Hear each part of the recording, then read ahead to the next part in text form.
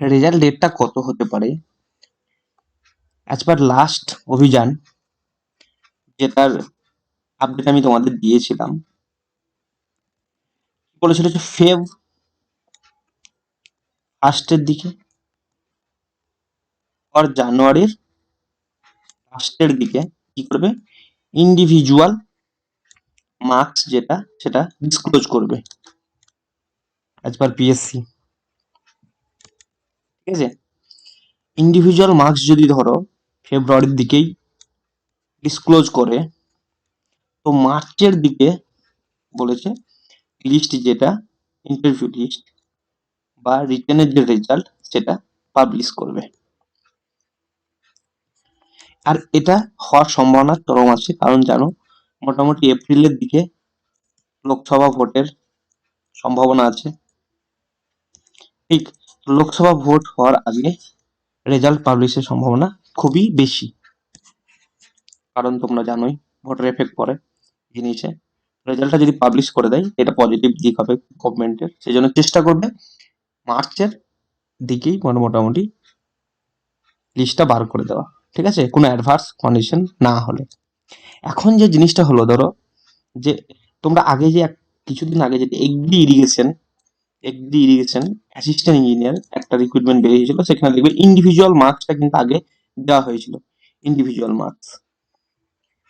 তো individual marks publish করার পরই কিন্তু এরকমই সেম বলেছে পিএসসি, যে আগে প্রথমে ইন্ডিভিজুয়াল মার্কস পাবলিশ করবে, তারপরে লিস্ট বার করবে। ঠিক আছে, ইন্ডিভিজুয়াল মার্কস যদি পাবলিশ করে তাহলে তোমরা বুঝে যাবে মোটামুটি কোন জায়গায় আসছো।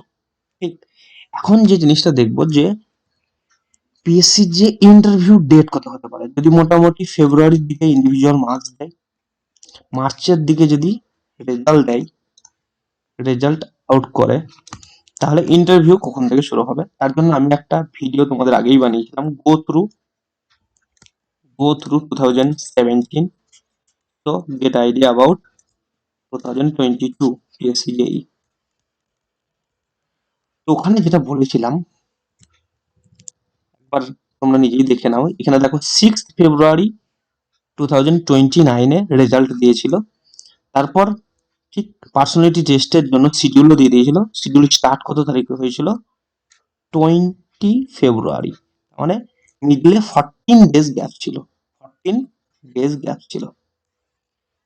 ঠিক, রেজাল্ট পাবলিশ হওয়ার পর কিন্তু যে ইন্টারভিউর জন্য বেশি কিন্তু টাইম দেবে না।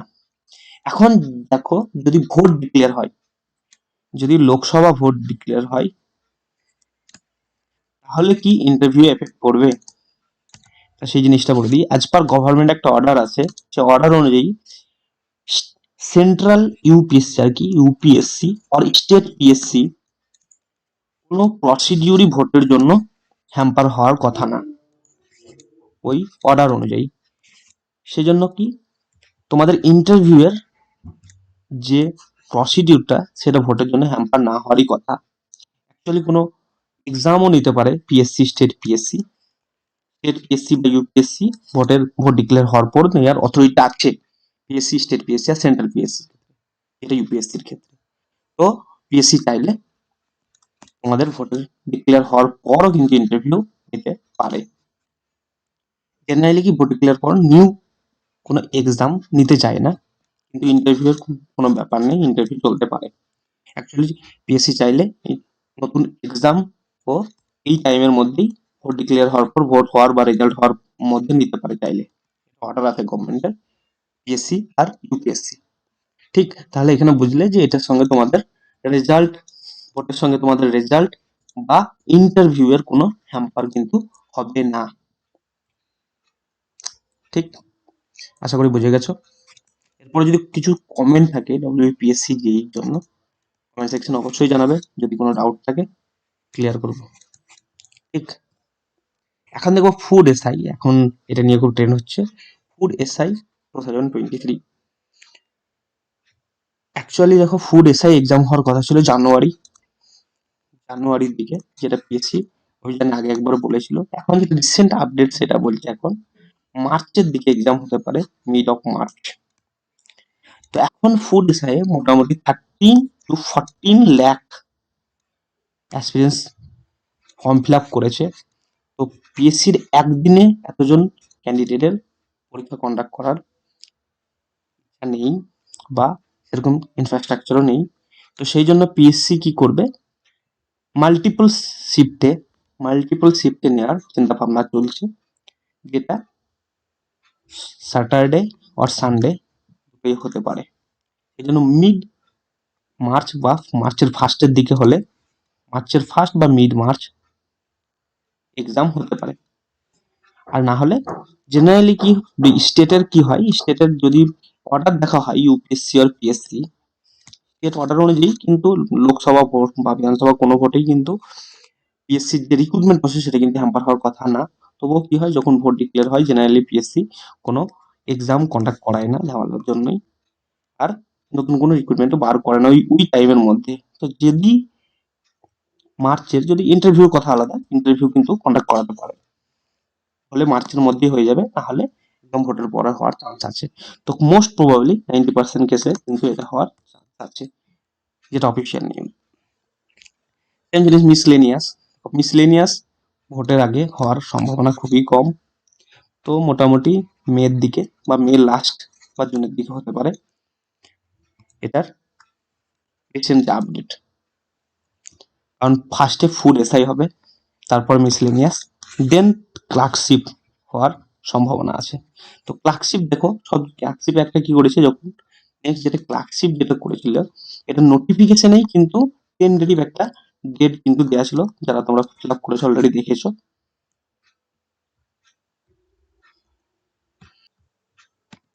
ওখানে যেটা দেওয়া ছিল যে জুন 2024 বলে, কিন্তু নোটিফিকেশনই দেওয়া হয়েছিল টেন্টেটিভ ডেট হিসেবে। খুব একটা ভালো ইনিশিয়েটিভ পিএসসির জন্য, পিএসসি খুব একটা ভালো ইনিশিয়েটিভ নিয়েছে, যেহেতু নোটিফিকেশনে একটা টেন্টেটিভ ডেট বলে দিয়েছে যে এক্সামটা কোন সময় হতে পারে। এটা খুব বেটার সকলের জন্যই। আর একটা চাইলে কি পিএসসি ক্যালেন্ডার, যেমন এসএসসি সেন্ট্রালে এসএসসি ক্যালেন্ডার বের করে, পিএসসি চাইলে ক্যালেন্ডারও বার করতে পারে। কারণ তুমি অন্য স্টেট দেখবে, আদার স্টেট দেখবে, তুমি কেরালা দেখো, অন্য স্টেট দেখো, উড়িষ্যা দেখো, ওখানে কি করে একটা ক্যালেন্ডার বার করে দেয় পিএসসি আপকামিং এক্সাম বলে, যেটা তোমরা জানো এসএসসি যারা দাও, এসএসসি জেই, এসএসসি সিজিএল, সিএইচএসএল যারা দেয়, তারা জানবে যে এসএসসি প্রত্যেক বছর কিন্তু একটা টেন্টেটিভ ডেটের এক্সাম ডেট, নোটিফিকেশন কখন বের হবে, নোটিফিকেশন অ্যাপ্লিকেশন কবে থেকে শুরু করবে, এন্ড ডেট কবে, স্টার্ট ডেট কবে, এন্ড ডেট কবে, এক্সপেক্টেড প্রি রিটেন ডেট কবে হতে পারে, রেজাল্টের একটা এক্সপেক্টেড ডেট বলে একটা কিন্তু ক্যালেন্ডার বার করে। পিএসসি চাইলেই কিন্তু বার করতে পারে। তো এটার জন্য দেখো, আগে তো পিএসসি কি করতো, আগে যখন কি করছে পিএসসি কিন্তু রেজাল্টও বার করতে লেট করতো। একটা যে জিনিস হতো যে পিএসসি কখনো শুধুমাত্র রোল নাম্বার দিয়ে, যারা শর্টলিস্টে হয়েছিল রোল নাম্বার দিয়ে দিত, কাট অফ ডিসক্লোজ করতো না, ইন্ডিভিজুয়াল মার্কস ডিসক্লোজ করতো না। সবই কিন্তু পিএসসি অভিযান করার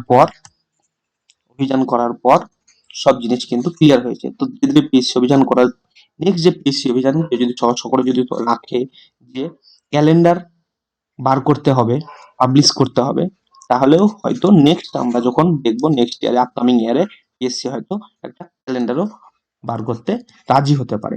কারণ আগে কি হয়েছিল, যখন প্রথম অভিযান চলতো তখন পিএসসি বলতো ওরা ইউপিএসসি কে ফলো করে, কারণ শুধুমাত্র রোল নাম্বার দিয়েই রেজাল্ট বার করবে, কোনো ইন্ডিভিজুয়াল মার্কস দেবে না, এরকম বলে দিত।